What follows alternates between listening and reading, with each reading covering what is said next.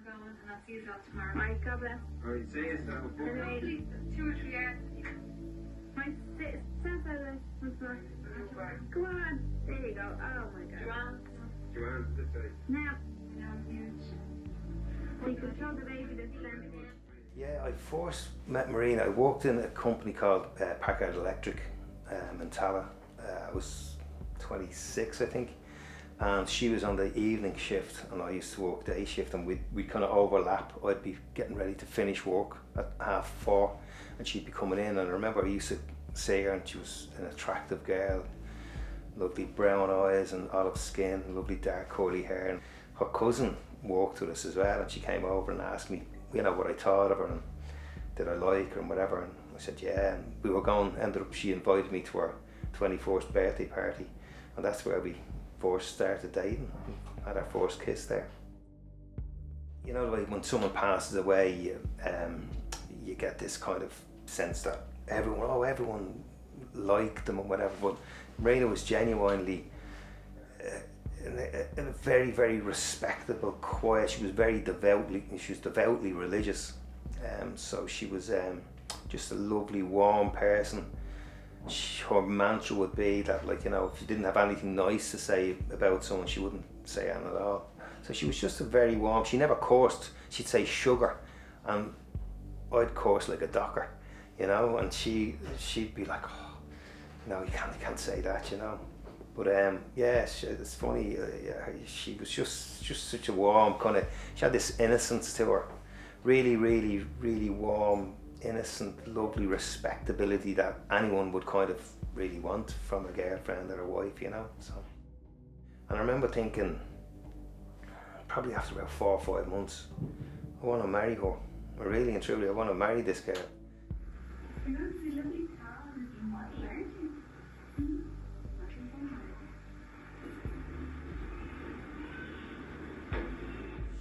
Her breathing started to kind of become laboured, you know. She'd cough a bit and she'd be wheezing and stuff when we'd be walking.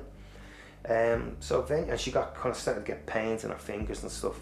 So she eventually went to the doctor, and the doctor was kind of dismissed her breathing as maybe it's a touch of asthma or whatever.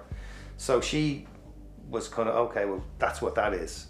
Then with the pains in her fingers and her hands used to go blue, and then that was put down to something else. So we sent her to a rheumatologist, and literally within 4 or 5 days, she got the diagnosis between the rheumatologist and the respiratory consultant that she had this disease called systemic sclerosis or scleroderma.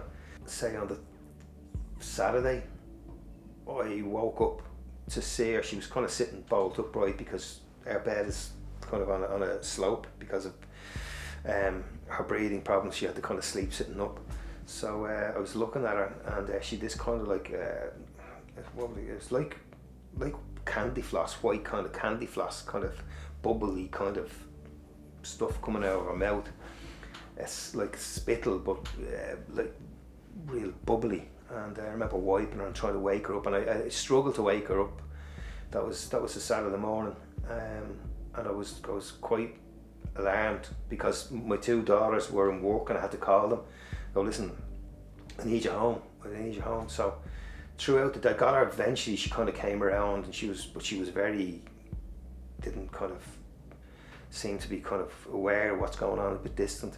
I knew at this stage then she needed end of life care, and there was absolutely no way she was going to hospital. She said to me, it was because during the COVIDs, and she said, like, if I go to hospital, no one will be there. I want to die at home. She always wanted to pass away surrounded with her family, or by her family. So I said, I'll wait till Monday and I'll ring the doctor. I rang the GP, and the GP, fair play to him, he came out straight away, and as soon as he seen her, he knew, like, this is it, and he said she needs to go to the hospital. And I said, oh, she's not going to the hospital. I've promised her this, and she'll come back to haunt me. If I said I'll only let her go to the hospital if I can go in. He says that's not possible, the COVID and all that. So I said, well, she's not going to the hospital. Isn't it? I see how I feel tomorrow. Probably never again. I do pray, but I went in and I prayed harder than I ever prayed, and I prayed a decade of the rosary, I said, please, like, let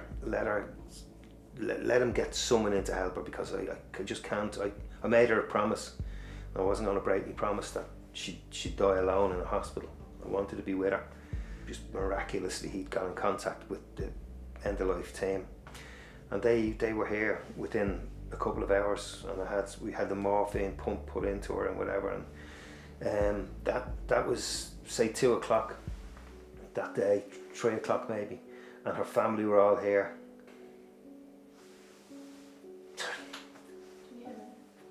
No, it's okay, sorry. And basically, she just she died in her arms, myself and my 2 girls. It was so hard. It was really hard. I never want to go through that again. Yeah!